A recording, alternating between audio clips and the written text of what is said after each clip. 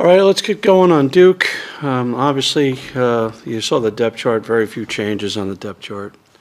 Before I get going talking about their football team, I'd be remiss if I didn't spend a couple minutes talking about their athletic director.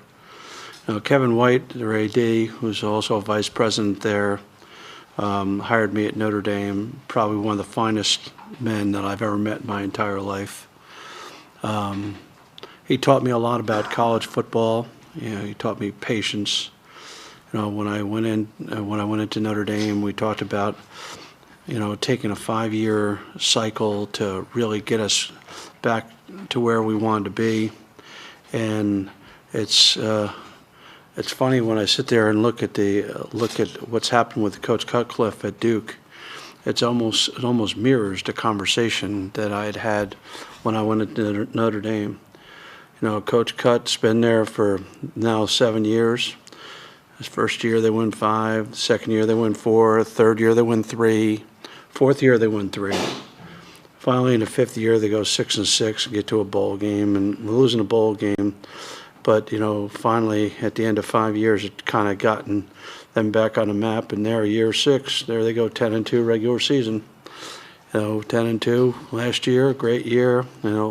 Have 2 tough opponents at the end. Florida State in the conference playoffs, and then Texas A&M in a bowl game. But you could see how Kevin showed patience and Coach Cutcliffe showed patience, and he took that program and definitely have it headed in the right direction. They're 2-0 this year.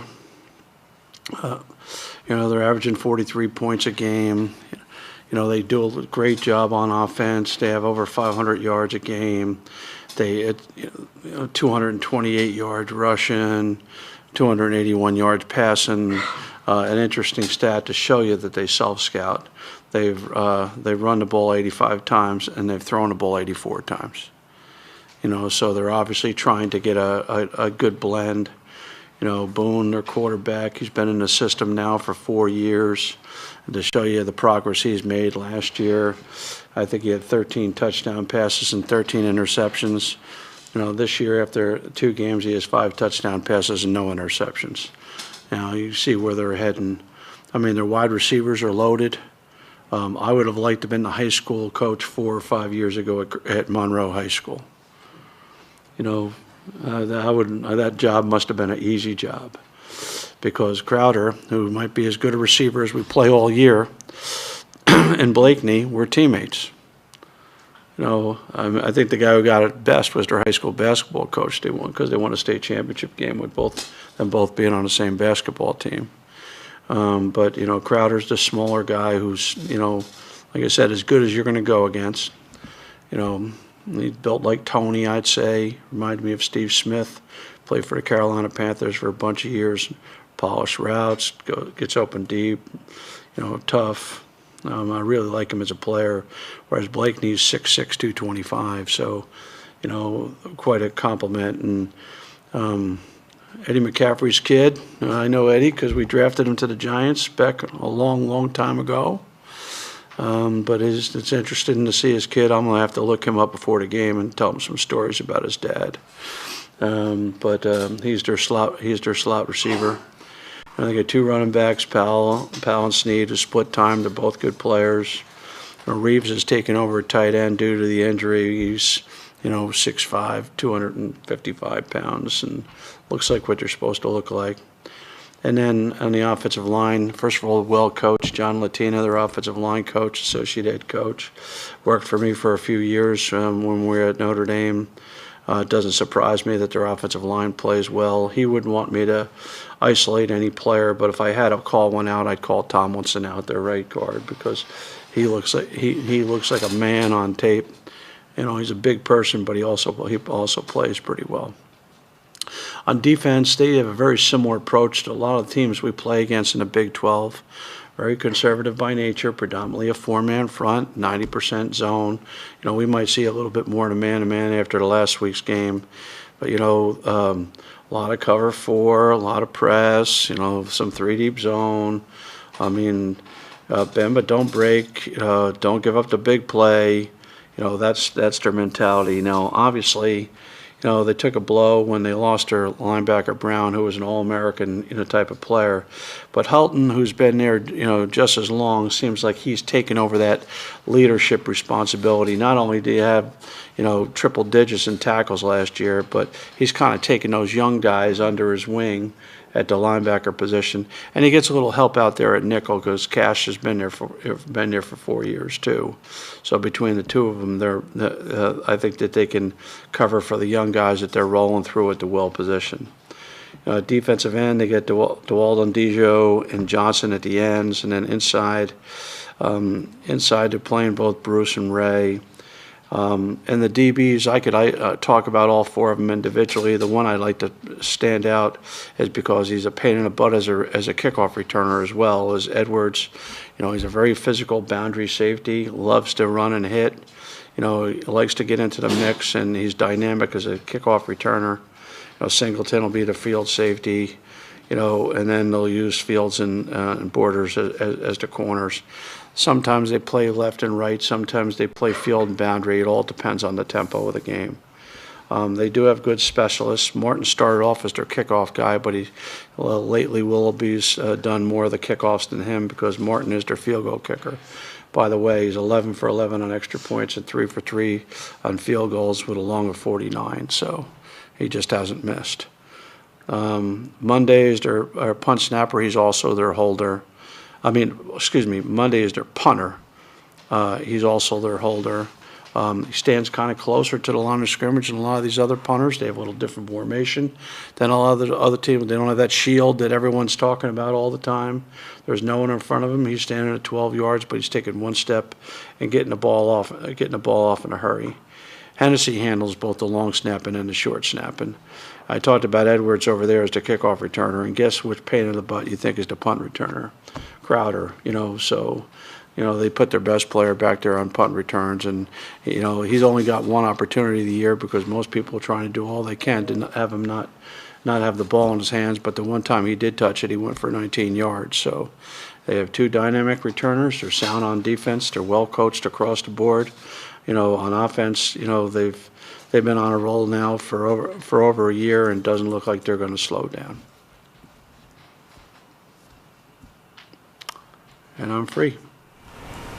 With the combination of Crowder and the 6'6" guy, does that change your approach? Do you assign a guy to a guy, or does it you play the same coverages and just wherever they line up is where they are? Well, first of all, you usually know where they're going to line up.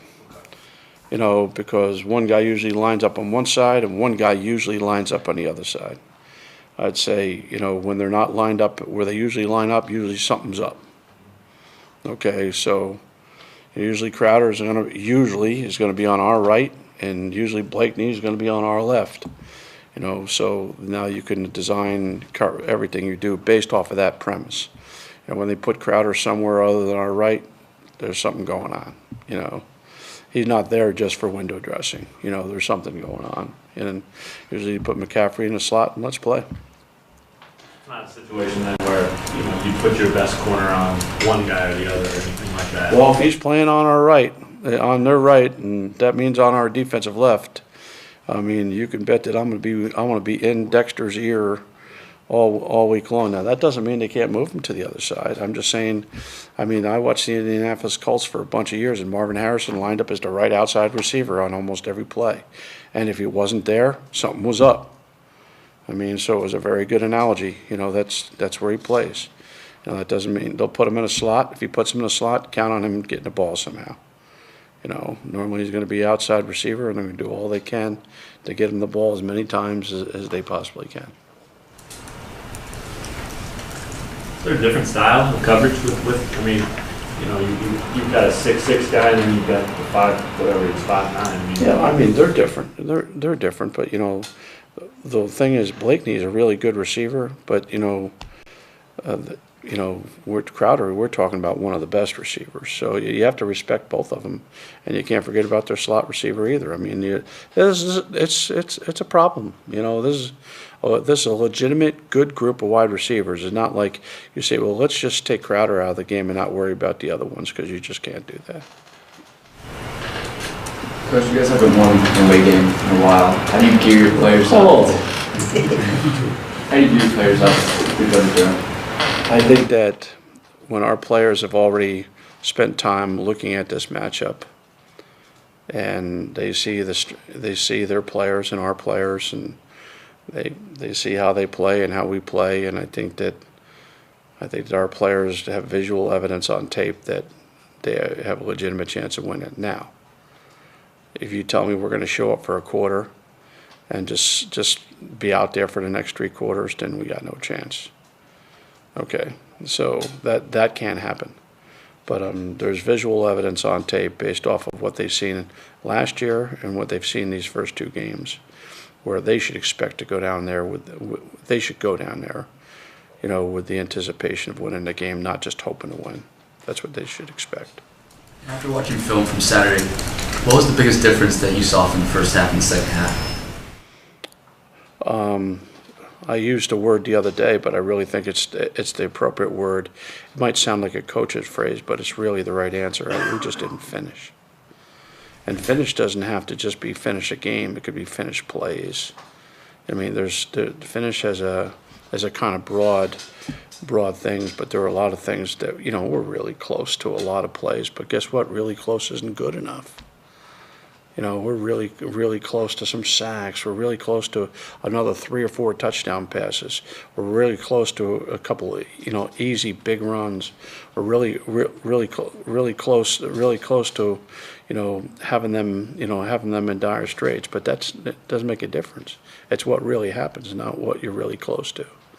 And we're going to have to play significantly better this week to win. Charlie, when you watched film of Montel, were there any things that stood out, any key points of emphasis you wanted him to learn from that game? Well, first of all, I saw no signs of the jitters that I saw last year. And that was the first thing that I was looking for. Because let's face it, after the West Virginia game, it didn't look too pretty the next couple of games. So there's no evidence. I mean, the guy was playing with confidence. He handled the operation. Okay, no problem with the signals, no problem with calling plays at the line of scrimmage. Basically threw it to the right guy almost every time. Just now he missed on some, so there were a couple close, and there were some times where he could have pulled the ball down and gotten a couple big chunks himself. But he's doing what we're telling him to do. But sometimes you got to let that athleticism just turn it free and just go ahead and go. So I think as we're going forward, there will be more and more opportunities. But I think I thought it was a really good start for him. That's what I thought it was. I think it was great. I thought it was a good start. You said in the second half you guys took a lot of shots downfield, obviously not a lot of success. Is that an area where he just needs to prove he can do it and keep defenses honest? He doesn't need to. He can do it. I mean, we practice every single day. I know what people can do and what they can't do. He can do it. There's not a question in my mind whether he can do it or not.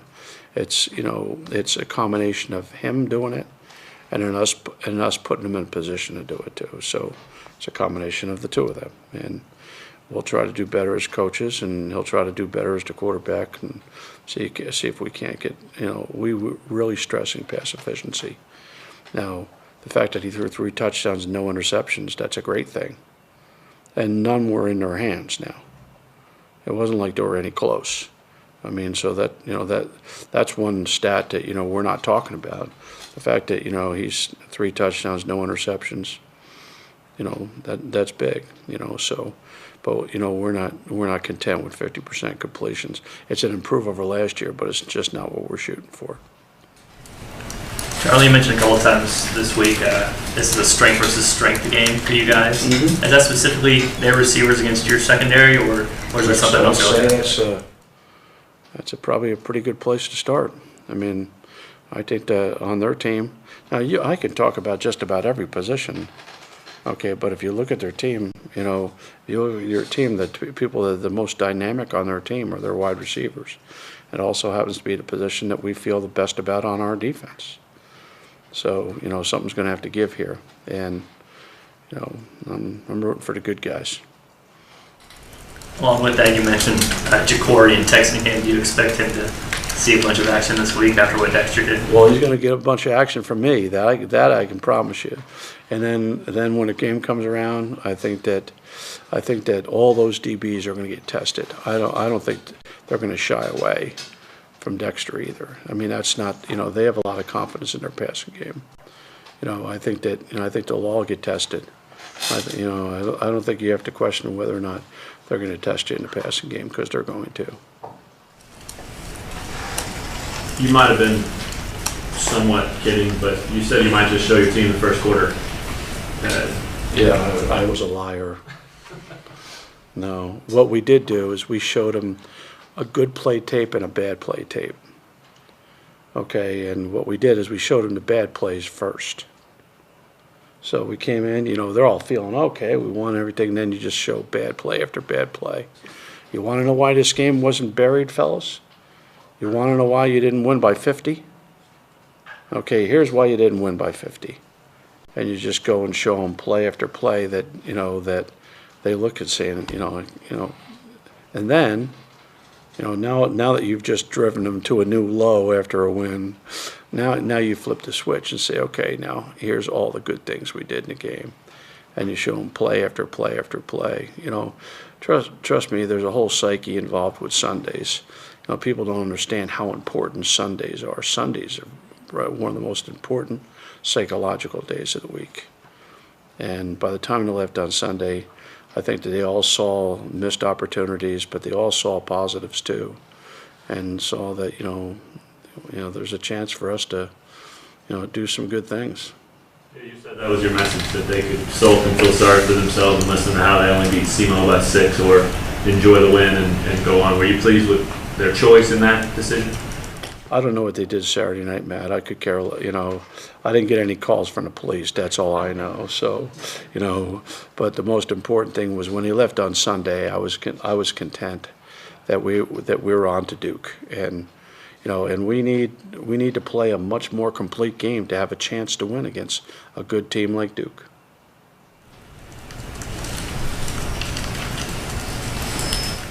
How'd the offensive line grade out? Are you reaching now? I mean, No, just no, no. I got all want to know. Well, let's see.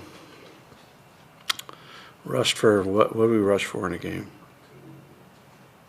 250 at least, right? 250 with 2 running backs that no one ever heard of before, right? So that's probably a good place to start. That's probably decent, right? So in the run game, they probably graded out pretty decent. Pass game, they really didn't have a dynamic rusher. All right, and so there's a little pressure occasionally. So I'd say that they probably didn't grade out as high in pass protection as they did in the run game.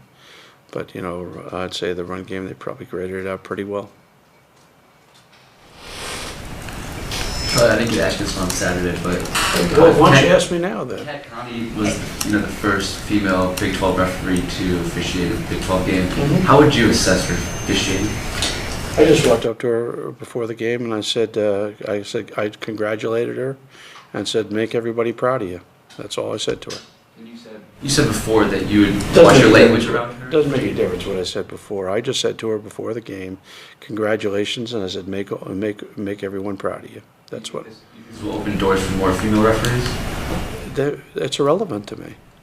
What difference does it make to me? I mean, the refs are the refs.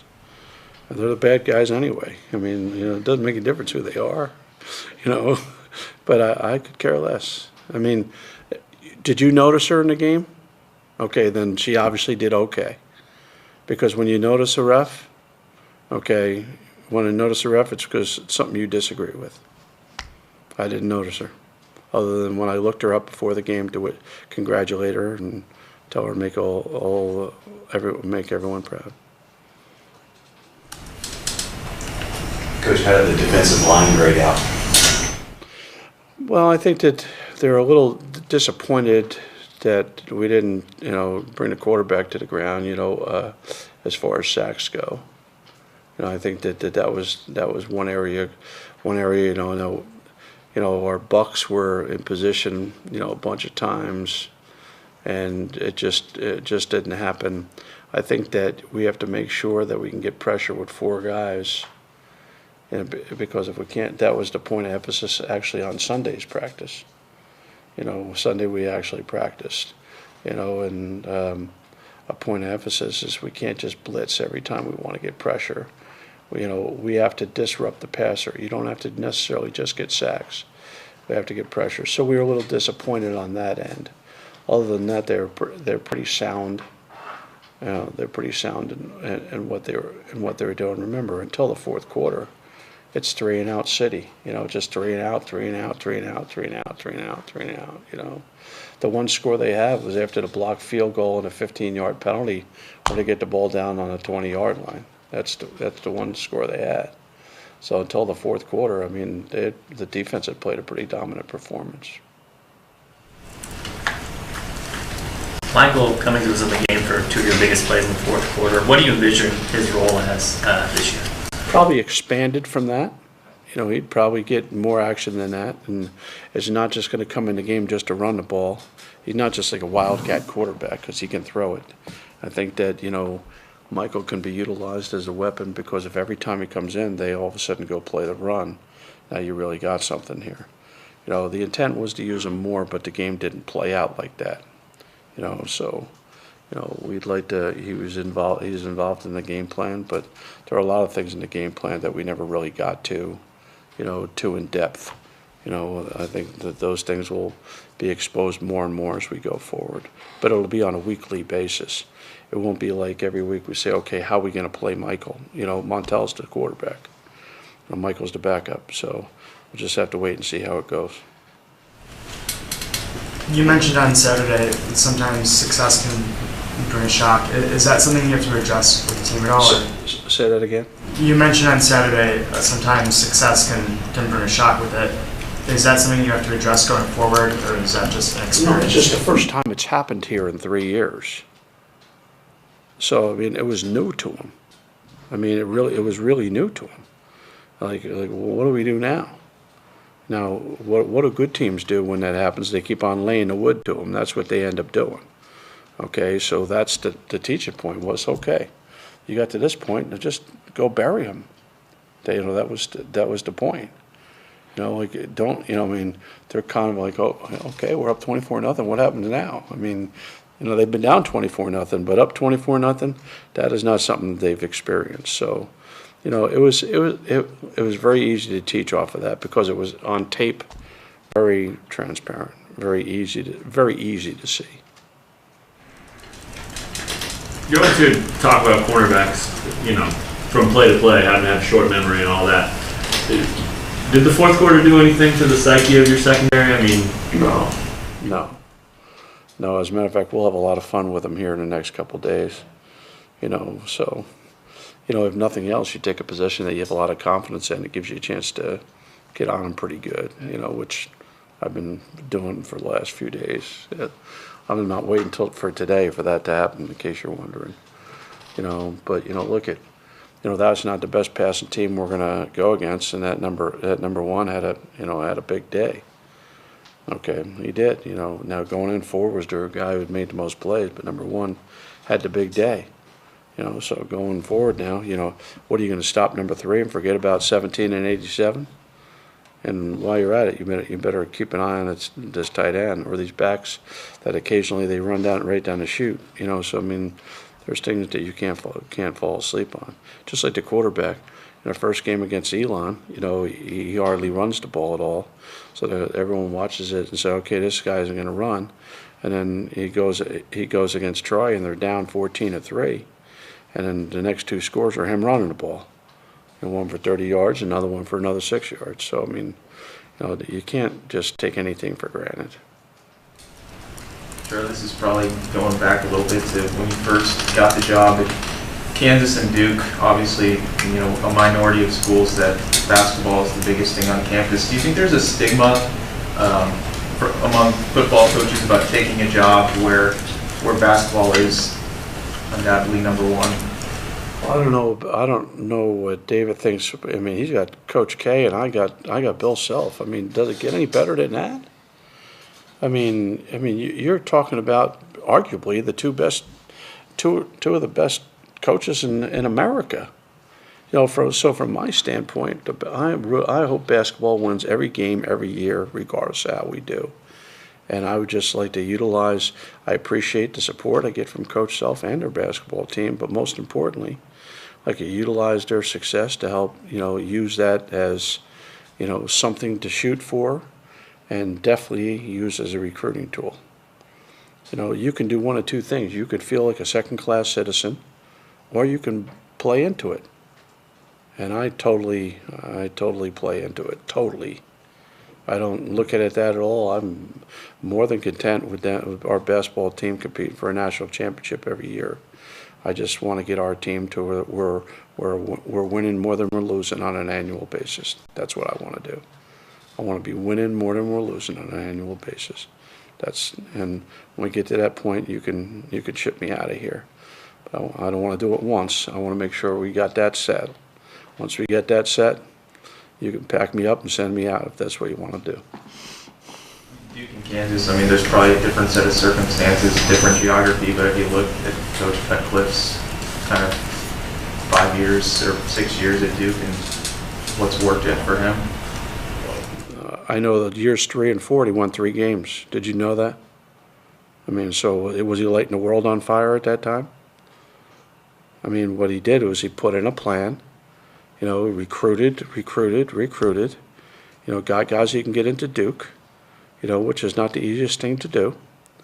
Okay, stuck to the plan, had support from the administration.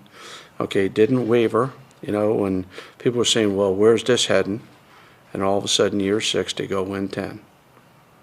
You know, and, you know, that's the way it happens a lot of times when you walk into a program, okay, that just hasn't done too well recently. You know, I have a lot of respect for the job they've done, and you know, hopefully we could not only emulate that, but you know, hopefully we could speed up that timetable just a tad.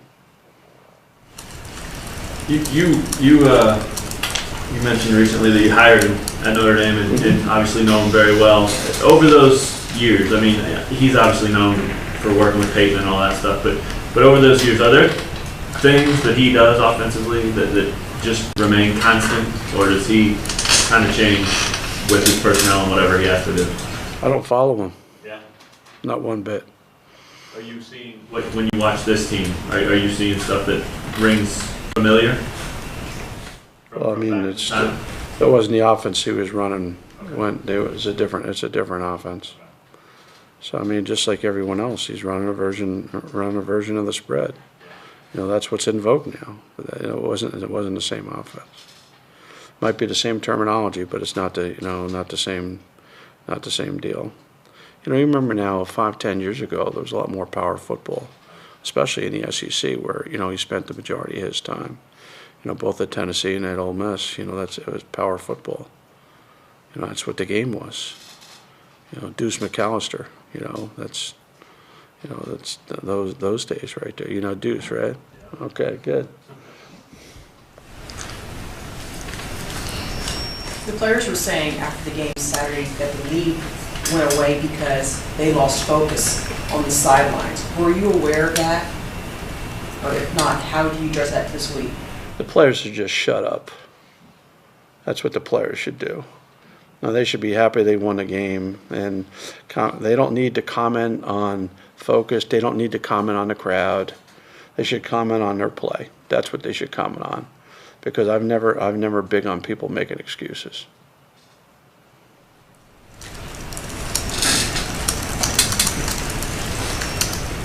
Shirley, you mentioned You can reiterate that to them when you talk to them too. Kelly, you mentioned just after watching some tape that maybe there were a couple chances that Montel could have run the football a little bit more. Do you encourage him to run more, or is that kind of a slippery slope for you? We want him to throw the ball whenever he can throw the ball. You know, that's what we're trying to do. You know, you're trying, as a quarterback, when you buy time to, you still keep your eyes down the field looking to throw the ball. He's just such a dynamic runner when he does run with it. You know, you see some opportunities saying, God, if you just pull this down and go. You don't encourage him to do that. You know, you encourage him to throw the ball. That's what you encourage him to do. but I think as time goes on, there's going to be more times where you'll see him with the ball in his hands. Now that you're not the coordinator, do you still meet with him Sunday night? No. That I leave that to Ron and John. You talked about that head coach only role being nice and something you're looking forward to. Do you miss the Sunday night meetings, or are you okay with not having that too? Nope. Don't. I went to 9 o'clock mass. I had something bigger. I had something bigger to attend to. Try not to end up in hell.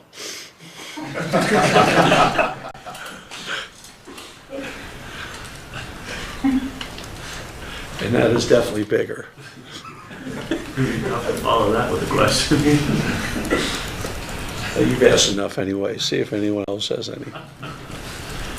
You're just running off of Tom's list, but that's right. Tom's not here, so you can't ask him. So, Coach, what did you see Saturday that maybe you wouldn't have seen if you were involved calling the offense? What did you notice anything different? well, I mean, I got to see the whole game. That's the one thing when you're a play caller, you don't get to see the whole game, contrary to what everyone thinks. I mean, because there's things that you have to do to straighten out your side of the ball. It isn't. And even if you're looking at the field, okay, you're at the time you're talking to assistant coaches. You're saying, okay, what was the front there? What was that pressure? What'd they do on 3rd and 1? P and 10. What was that? 1st and down. Okay, when are they bringing the pressure? What field position? Okay, tell me. Go through that drive play by play. Start over again. I mean, these are the conversations you're having. You might be looking at the field, but you're certainly not paying attention. In this game right here, I could totally pay attention to the entire game. So there's nothing you miss. I'll give you a perfect example. Okay, late in the game, we called a timeout with 1 minute and 40 seconds to go in the game. Okay, they had the ball in plus territory, and Clint needed a timeout. He goes, Coach, I need a timeout. I said, relax. And he goes, why? I said, because the clock's running. So I said, I'm going to get you your timeout. So I let the clock run. They're looking to the sideline to get their play call. He needs a timeout to get everyone straight. And the next thing, 23 seconds later, I call a timeout. Now, if I were involved with getting ready for the next drive right there, I wouldn't have to. I said, relax, we got it. And they would add 23 more seconds left to go in the game. And the way that game is going, 23 seconds could have been important. It might not sound significant right now, but it was significant right then.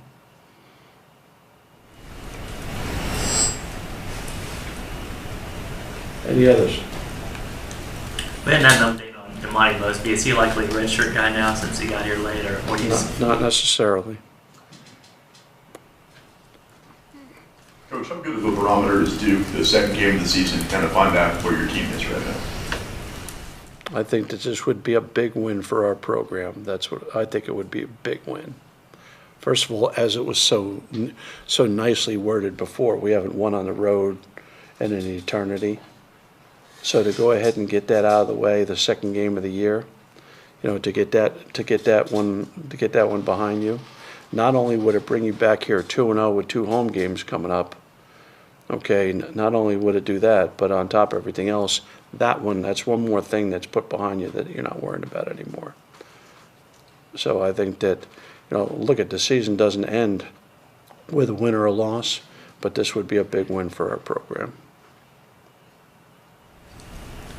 Matt mentioned Coach Cutcliffe obviously worked with Peyton Manning quite a bit. Have you ever had any friendly conversations with him about Brady versus Manning?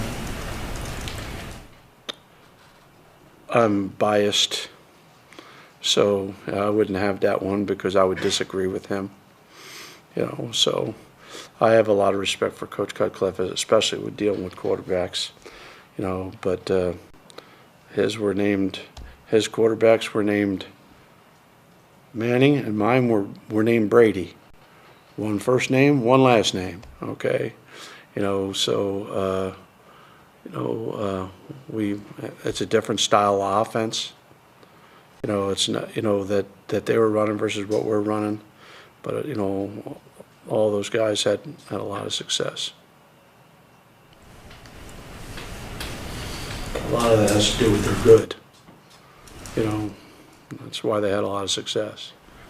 I'd like to sit there and take more credit, but there's a whole bus station full of people trying to take credit. Anything else the players said before we'll close? We'll close on you. Anything else they said that I would like to know at this point? Okay, great. I will be addressing it again here shortly. All right, take care. Thanks, Coach. Yeah. Good luck with the whole bigger thing. Yeah. Hey.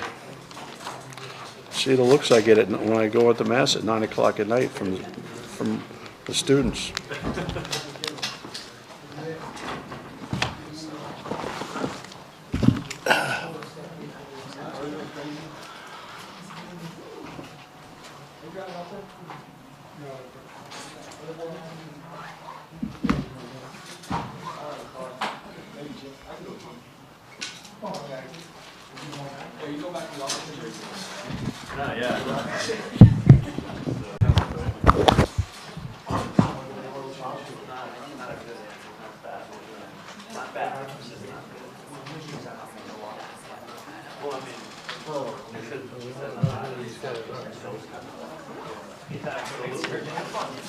Reagan sat over here, right?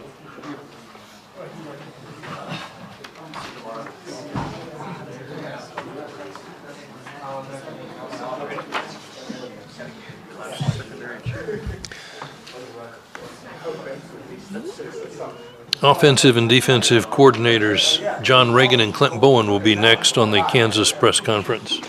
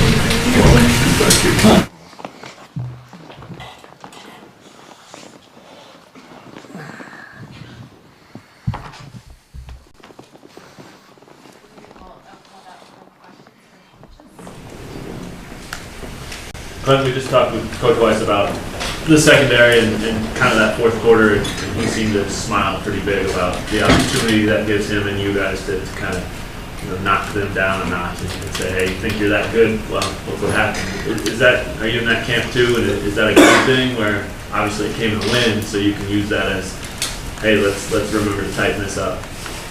Yeah, it was obviously a good learning opportunity for the players that you got to finish the game. You got to play every snap all the way to the end, and regardless of who you're playing against, if you're not out there performing to the best of your ability, then things can happen in a hurry. And they did happen in a hurry with some plays happening there at the end of the game, some big throws that should not have happened, but SEMO made them happen, and obviously we need to learn from that. Did anything surprise you? Something in those sequences. I think one was on fourth down. Were you just scratching your head thinking we're better than that? Well, a couple of them. One was a 3rd and 14, and to give SEMO credit, 2 of those plays were pretty well defended, and the guys made a play. The last play of the game, their fourth down. It's a nice catch by that young man. So he made it. Earlier, they got another reception down there that was, a little bit, we misplayed a little, but you know, regardless of who you're playing, you know, a lot of times it's a small margin of error, and you know, they executed and we didn't, and that's what happens. You haven't seen anything in terms of a hangover or a knock in their confidence. I'm sure those guys are all very confident. Yeah, there's no problem with that. You know, I mean, I think it's just a day-to-day process of those guys understand that every day is a chance to try and get better, and that's what we always need to do. John, only scoring 10 points after the first quarter. What was the biggest thing you saw on film after the first quarter inconsistency? Execution. You know, I think in the first quarter we came out and we were hitting on all cylinders, and although that's a coaching cliche, I guess the reality is that we were coming out and we were executing. You know, we were blocking the people we were supposed to block. We were delivering the ball where we were supposed to, and we were open and running routes the right way, and we didn't do it quite as cleanly the rest of the game. You know, and maybe didn't make some adjustments that we felt like we should be able to make, and you know, we've got to execute better, and we've got to put our guys in a little bit better position at times and give them a little more opportunity. What was that first quarter like for you? I mean, I know you're probably not, you know, celebrating with cotton candy and everything, but it had to feel great to see your first time back as a coordinator here start off that way. You know, what was fun was to watch the players on the sideline and the excitement that they had as they came off the field, to see that success that they've worked so hard for. And so, I mean, to be honest, that's what I was, you know, excited about, and excited that we were executing. You know, and certainly you've got to be able to do that for more than 15 minutes to win games. You know, we've got to do a much better job there. Coach said after the game that, you know, he couldn't ask for anything more out of the first quarter. You probably couldn't have predicted any better either. I mean, if you're scripting it, that's about as good as it could have gone, right? Yeah, I've given up on trying to predict anything, to be honest with you, and so you know, we just go out and try to execute it, and I certainly was very pleased with the way we did that. I know football, close doesn't really matter, but do you feel like you were this close from having another 2-3 touchdowns in that second half and be having a different conversation if you connect on a couple of those? Yeah, I don't know if we'd be having a different conversation or not, because you guys are good at turning all that stuff to us, but I do believe we were that close to making a few more major plays, you know, and I think that close isn't just a quarterback throw or a receiver catch. It's a lineman finishing a block, it's a downfield block, it's seeing a cut. I mean, there's so many things that go into that offensively, and you know, so I think we're that close. I am anything but discouraged. You know, obviously frustrated with the lack of the finish, but not discouraged by it by any stretch of the imagination. Definitely encouraged. Don, how do you assess Montel, his first game? Pretty good. You know, I think obviously if you took the first half, outstanding. Second half, you know, I'm sure there's some things that he would like to do better, and I think there's some positions I would have liked to put him in to make that to work better. You know, I think the offensive line played better in the first half than the second half, and so that has a lot to do with how anybody else on the field is going to play. And so, I'm not displeased at all with the way he came out and played in his first game. I think the concerns that may have been out there about him, I think he answered most of those.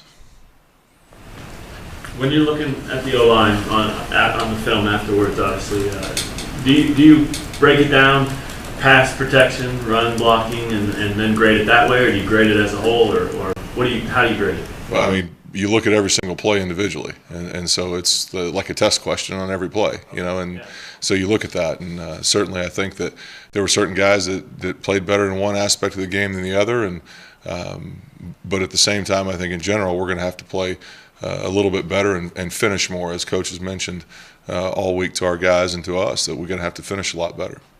Coach said that Pat's getting the cast, kind of, he's going to have his fingers back this week, or expected to anyway. I mean, is that a major advantage or disadvantage either way?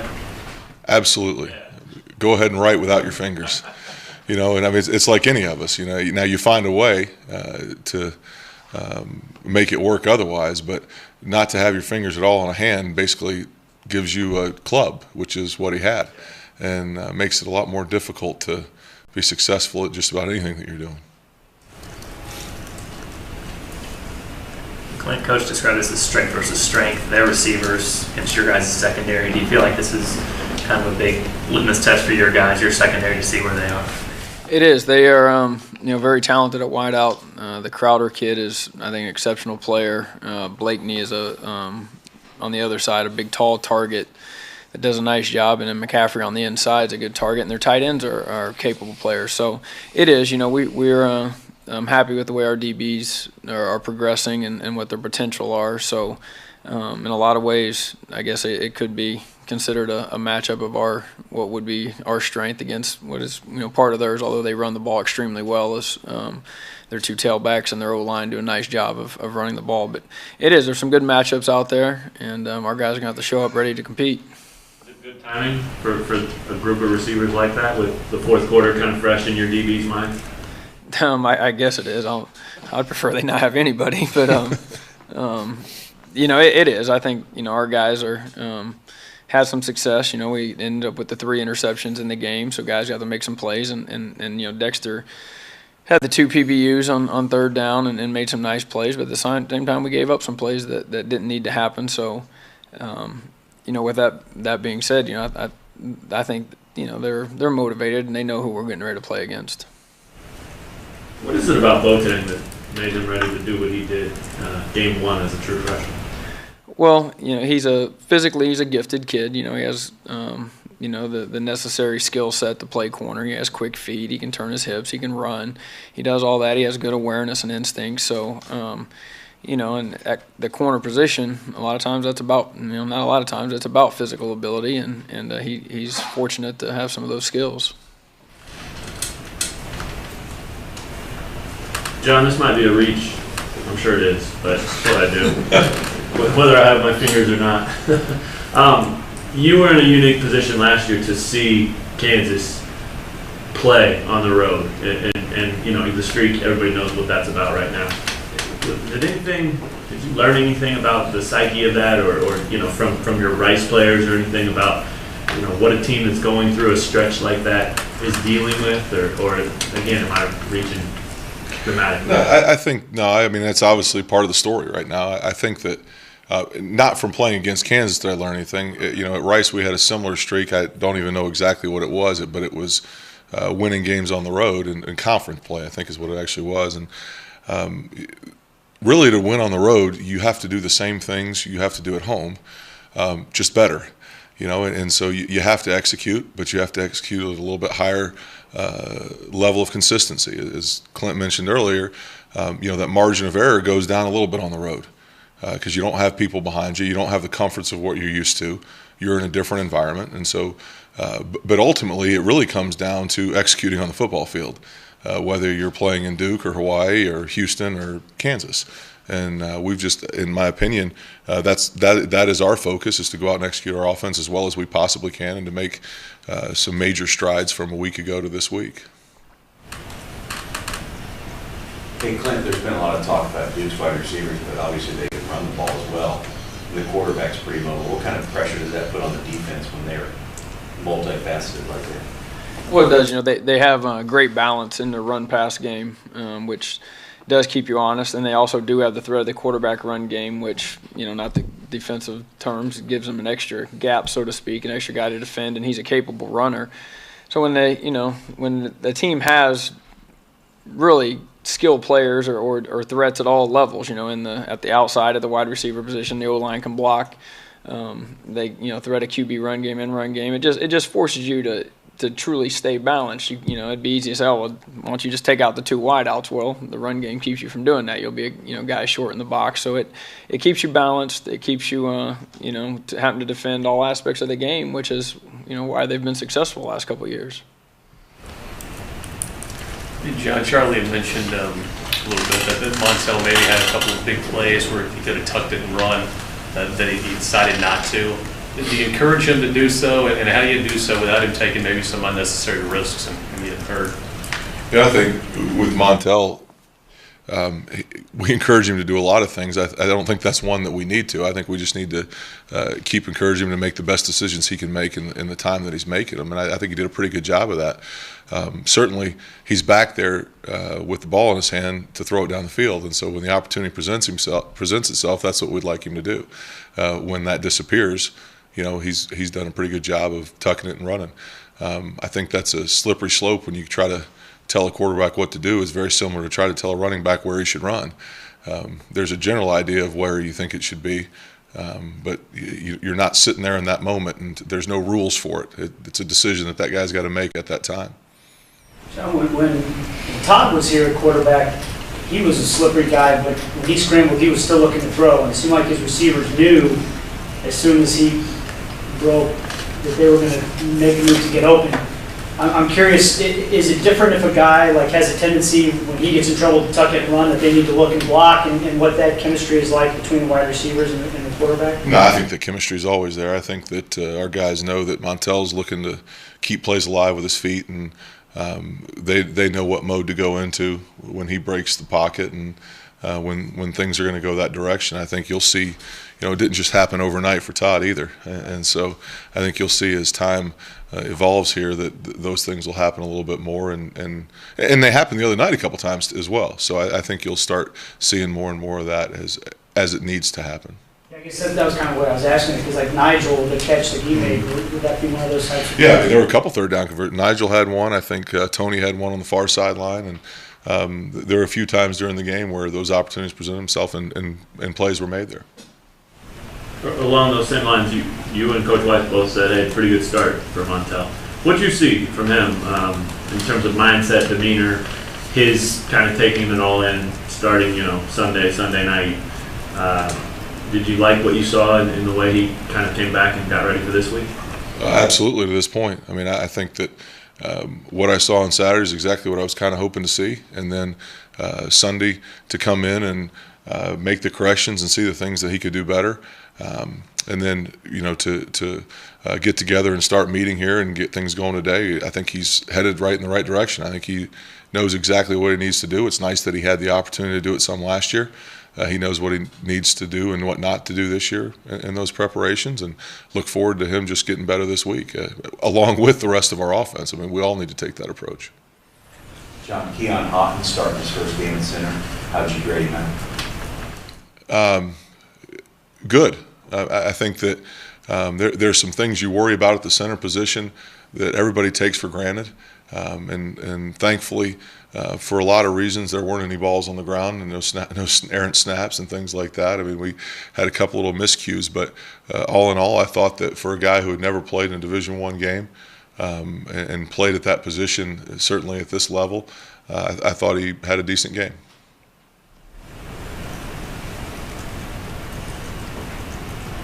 For either of you, first female referee was Saturday. Coach Weis said he went up to her and congratulated her and said, make everyone proud. Do you guys have any conversations with her? I did pregame. Just congratulate her on being a celebrity. I'd read about her quite a bit, so she was funny. She was unnoticed in the game, which I think is good. Nope. Are there any other questions? Yeah, just the last thing. I mean, is there anything that kind of you retained from 2009 with this Duke team? Same coach, but my God, a long time ago. Does that help you in any way, or is it just a completely new slate? You don't have to get specific. I'm just curious.